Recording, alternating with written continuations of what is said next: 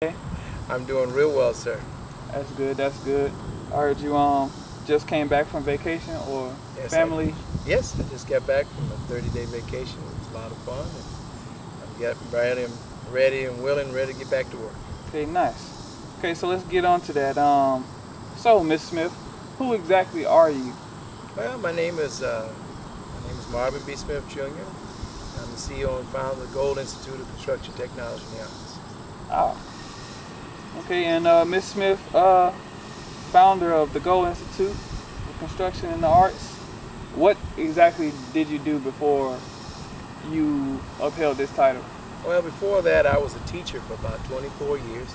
I have a multiple subject credential, K through 12 plus adult school, and also have a credential here as well in the state of Alabama. So the next thing I did, I've been a general contractor actually since 1999, and I've been building all that time. I started building when I was 12 years old, and now I'm 53 years old now. Nice. Sounds like a a good background. Especially for being the co-founder of a school or institute or so. What exactly inspired you to be in the construction work? Well, I started out when I was about 12, and I was always fascinated by watching things come together, and it's been my passion for a long time. Well, construction is something that you get to work with your hands, and I get to stay outside and work with my hands all day. And I'm able to have people give me these very unique projects. By doing so, when you have an opportunity to, I remember I built my first room addition when I was 16 years old, and I enjoyed doing it so much, I wanted to spend the rest of my life building and creating things. And now here with the school, we have an opportunity to move forward, and I can share those dreams and opportunities and my skill sets to a vast number of young people who really need these skill sets. So, Ms. Smith, what exactly was who was your influence in work that you put forth? Well, it started out with my father. My father had the first synthetic rubber company. There was only three in existence in the world. And so what we ended up doing is that he gave me an opportunity to work with him. Now, most people don't know what synthetic rubbers are. It's a product that goes inside the fuel tanks of an airplane. So if you see a wing of an airplane, inside those airplanes, that's the product that we made. Uh, were you guys successful in that business? We're very successful. My father was the first millionaire in my family, and he worked real hard, and he's a chemist, and he's an entrepreneur, and he was very innovative. What exactly is Gold Institute? Gold Institute of Construction Technology and the Arts is a school designed to get people to work with their hands again. It's a hands-on program which consists of about 70 different types of skill sets or types of trades that we're going to teach at the school. Looking at the way the school is orientated, we have an opportunity where we have people who are in the arts. They love music, song, dance, that sort of thing. And because of that, we can design our own clothes here. We can have a recording studio here. We can have music, songs, plays. So when you're dealing with the art side, we have so many different directions we can go with the arts. And when you combine the two, and you really look at it, construction technology as well as the arts, they go hand in hand with each other. And when you have a project such as this project that's behind us, and the way it looks now compared to the way we're going to make it look, it's all about taking the artistic side of it and making it functional again, but also the outside exterior, we plan on doing a great deal here as well. Nice. That sounds like a great idea, especially for this historical monument that we have right here, and what it could mean for this city as well as the neighborhood itself. What kind of courses exactly would be given at this school, and under what certifications would people be able to gain from going to this school, like this university?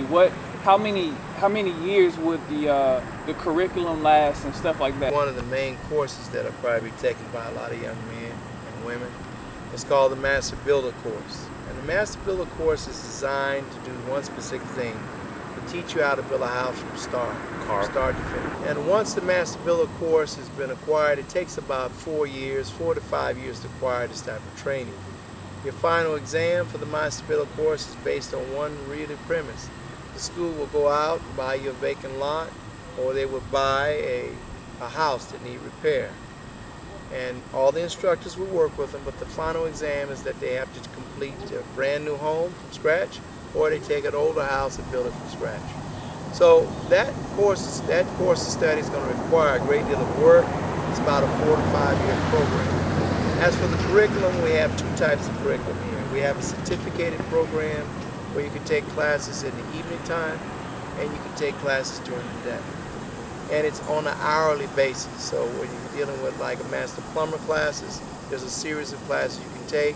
You take the beginning hands-on training, the safety classes. Everybody has to take safety classes. Everybody has to take the hands-on training classes, where you have to work with your own hand tools, and you work your way up to power tools. And once all of the people have the basics, then they will move out and branch out to the other courses of study. How many classes do you expect to be teaching at a time? Well, the classes we'll probably have maybe about 40 teachers here. So that'd be about 40 different classes. Some teachers will have multiple duties. So like if you're learning how to paint, you can actually combine the painting and the drywall. That instructor, they probably go hand in hand. Classroom size is going to be very small. It's only going to be no more than about 15 to 20 students per class. That gives people the maximum learning experience. Amazing, amazing. That's actually a great idea. So speaking on students, exactly what do you expect the cap of this school to be, the capacity? Well, once we hit our maximum capacity, it should be about 2,000 students. 2,000 students, that's amazing for the size of the school. It's also amazing for the size of the classroom. How much of the course is going to run? Well, the course of study, if you were taking a full course load, it's about 16 units. It's going to run you about $180, about $190 per unit. And that means your course of study is going to be about $3,200 a semester. Okay. What kind of activities and events would you plan on having at this school? Well, we have one critical event is that the students will start whatever they learn in the classroom, they will be able to go outside into the community and practice. So do you mean building, working on homes in the community? Yes. That's a great idea. Mm-hmm. So when we talk about students practicing in the classroom, let's say if you have a master carpenter or master plumber course that we will have here, what we need to do is they need to go out and practice. You can do the same thing over and over in the classroom. After a while it becomes mundane. We really want to be able to take what we learn in the classroom out into the city. We have 35,000 homes here that are vacant. The school plans on buying these vacant lots, these old houses, and bringing them back to life. That's really what we're after. And by going out into the city, we plan on starting in this area, which is called the Southeast Lake area and the Roebuck Springs area. And then after that, we have made promises to go to Norwood and other parts of the city. And eventually, it'll take us about 10, 15 years to or probably before that, depending on how efficient the students learn. So, Ms. Smith, so with that being said, are you saying that there are going to be other locations for this school, like other satellites or other campuses in the city of Birmingham? Sure. Okay, nice. What other places are you looking at right now? Well, we got the city of Bessemer. We got a site out there, and that one's up and running. It's getting closer and closer to opening as well. How exactly would you get all of this started, this plan for Gold Institute here at the Banks campus? Well, initially what happened after we made the small prayer, what we ended up doing, this has never been done before in the history of Alabama, where someone takes an old abandoned school of this magnitude and put it back together again. I really didn't know where to go. And what happened, I was able to connect with one of our city council people named Kim Rafferty. And she was real inspirational in helping me out. I met with John Cologne, and she introduced me to other people I need to speak to at that present time. And she gave me guidance, and then after I hooked up with John Cologne, he required me to set up a proposal. Okay, when we were talking about John Cologne was the type of person that he worked with us really closely. And what he did was guide me through the process that the city needed. And the way it worked, I wrote the proposal, it was 8 pages, Gave it back to him, and he said, well, can you put a little bit more meat on it and give it more muscle? So then from there we went ahead and wrote a 35-page business plan, and he looked at it again, and each time this information would go directly to the mayor, because John Cologne has to report to the mayor pretty much daily. We went from a 35-page business plan to a 95-page business plan. From there, I had 3 University of Alabama professors critique it. One of them was a part of the University of Alabama English department. And they went through the business plan, critiqued it, found all the flaws in it, and I had one more doctor, PhD, look at it again. And the final product ended up in a 95-page, colorized, fully automated, ready to go, and that was given to Mayor Bell, and he's had that on his desk for the last, since April of last year, or actually March of last year. So what we ended up doing, it was a process involved. Once I gave the business plan to Mayor Bell, it was approved, and we met, and after we met, we had a conversation, and then we came together, and he said, okay, Mrs. Smith, here's the property. We had a meeting about it, and he said, what do you want, Mrs. Smith? And I said, I want the property, lock, stock, and barrel. Okay. So once the property, we discussed it, we shook hands about it, and what we ended up doing was he gave me an opportunity. He said, well, if I don't give you the property or give you access to the property, Ms. Smith, you can't get your grants, you can't get your loans, you can't get anything done. So he agreed to give me the property for $1. Either lease it to me for $1 or just give it to me for $1. We shook hands on it. I gave him a white shirt that had GICTA on it, which is the initials of the school. And from that point on, we were pretty much in like Flint. And then we had to move forward. We had one more meeting after that.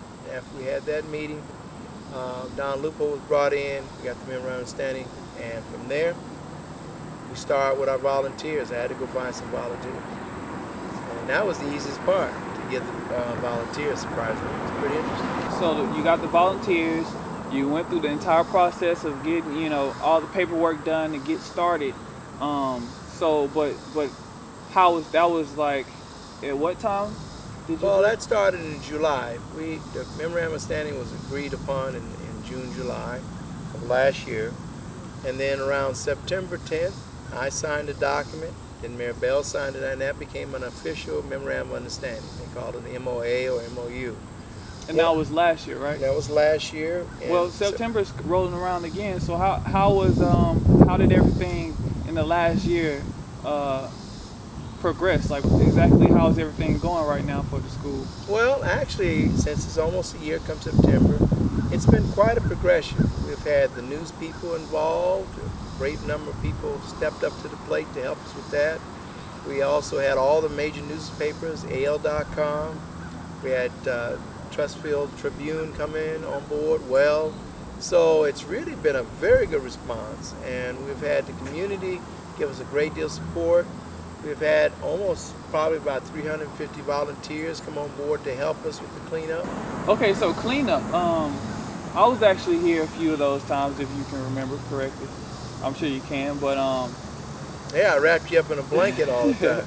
Yeah, it's pretty cold. So that cleanup, we cleaned a lot, but I wasn't able to participate in most of the Sunday cleanups that you guys had. So exactly how much trash was moved out of this old campus, and how much work did the volunteers put in? The volunteers put in total about 3,400 hours. And we moved 18 30 cubic yard dumpsters. Each dumper probably had about 2 tons of trash in it. So we probably moved around 15 tons of trash from the school. I'm pretty sure the city and everybody is very grateful, especially its community. From there, exactly where does it go? I would actually like to see the progress that's been made myself, but I remember that was it Steel City did a video that I edited that showed exactly the progress in some sorts of the cleanup here at the school, but I would like to get an in-depth view for the viewers, anybody that would be willing to support. And I'm glad you talked about the community supporting, because I was going to ask you how was that, like, did the community welcome you as somebody with an idea for this school? Oh Or yes. Well, what happened in the interim before we even got started good, we started what they call a bottom-up theory. Bottom-up theory is when you talk to all the people in the community first, then you speak to the community leaders, local leaders, then from there you work up to the city people. Once we worked with the city, You got a then, truck coming on. then we went to the city directors. After the city directors, then when the last person to meet was Mayor Bell, and that's how we ended up doing it. And it worked out very well. since the community helped out, you guys did this bottom up theory thing, and you guys are still working on trying to get this ongoing, and this school up and running. I understand that you guys are looking for donations and help. So you came in this with no startup capital? Yes, initially our first startup, it was done in various phases. We had to deal with initially we started with the phases. And the way the phases worked, we had to get all the paperwork straight with Mayor Bell's office first. That gave us permission to be on the property, make adjustments clean. Then we had all the volunteers that came in that helped us put the paperwork together. And we had to sign a lot of documentation when it came down to each person that came on board had to sign a release for it, a release of liability. So what we ended up doing is that once we got to the point where we got the okay from the mayor, we got the okay to come onto the property, and we also had the dumpsters. Now people have to understand the dumpsters don't come cheap.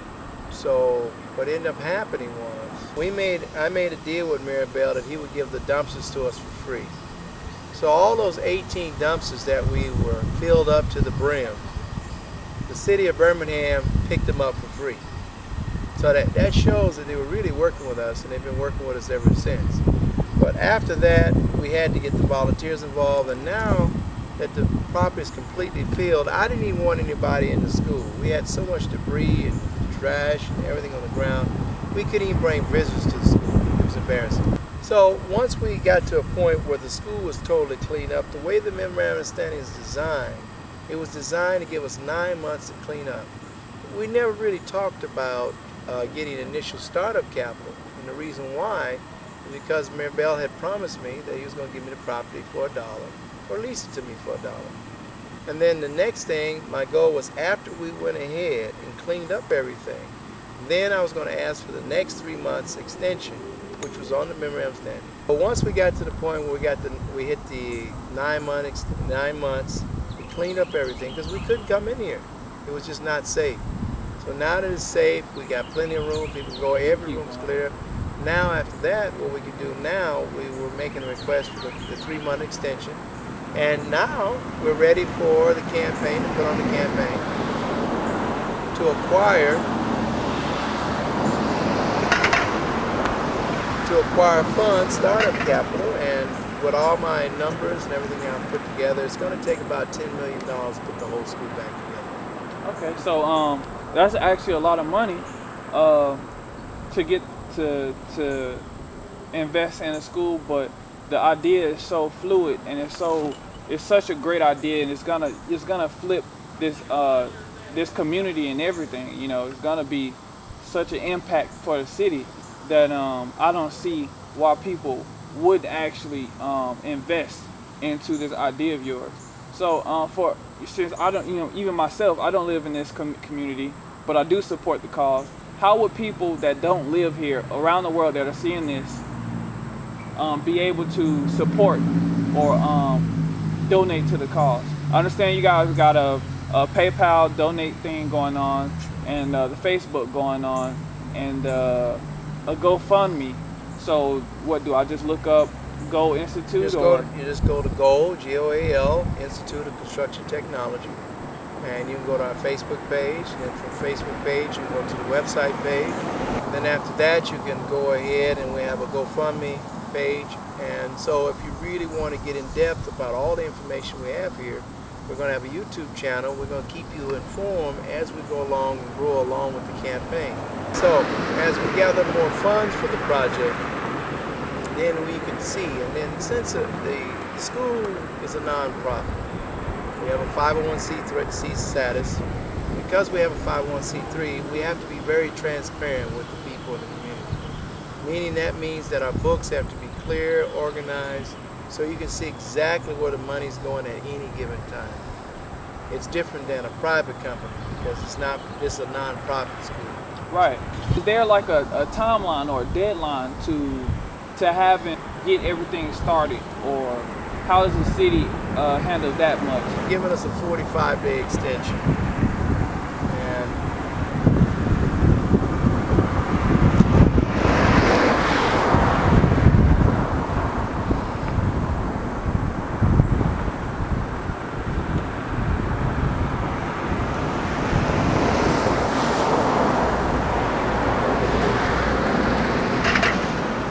but the city has gone. The city has. We had a meeting with Jarvis Patton. We met last week, and they have given us a 45-day extension. And the way that 45-day extension worked, we start our fundraising campaign. They wanted us to have startup capital. We didn't have to have the total $10 million, but we have to have enough startup capital to start moving in the right direction. A lot of our funds will come from donations, but our main thing is in order to get this school secure, if you can see, it needs a lot of protection. We got to secure the fences. We got to get it secure in such a way that we have a security guard here 24 hours a day, during the day and at night, so we can stop the destruction of the school. The school has been closed since 2006, and in the last 9 to 10 years, it has been utterly destroyed on the outside as well as Of course. Which we will have footage later of actually what's going on inside the school and what it looks like. So yeah, that's definitely a priority, getting the security up for the school so that, like you said, it can no longer be destructed, and so that it could be, so that the infiltration could be halted, as well as the maintenance of the school. It was a lot of work put, as I understand, a lot of work had been put in by a lot of the surrounding neighbors. And I'm pretty sure they as well would want security. So I see where that would be a priority. But what about obtaining the school to gain the grants and stuff necessary to reach that goal of $10 million?